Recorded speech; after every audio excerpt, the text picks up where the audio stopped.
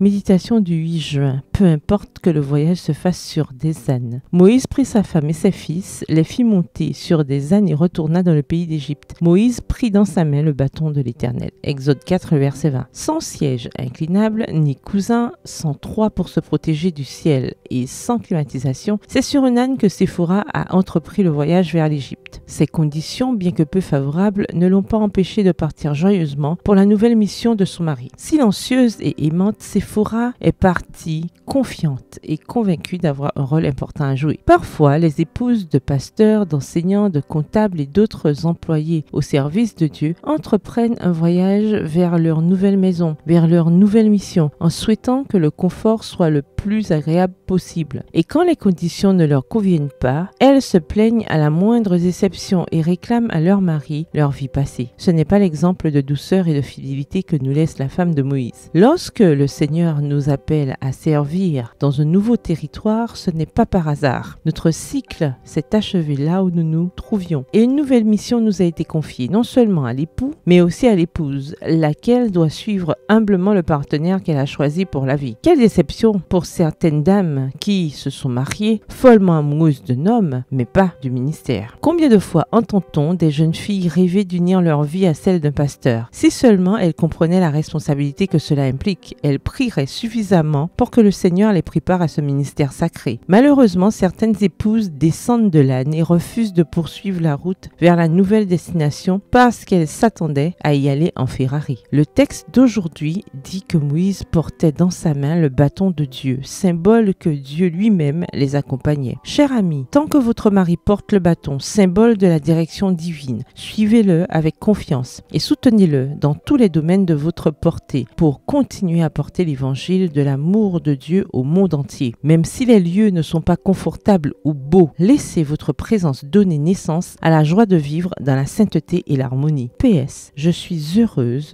de servir là où il m'envoie. Bonne journée et que l'Éternel vous bénisse.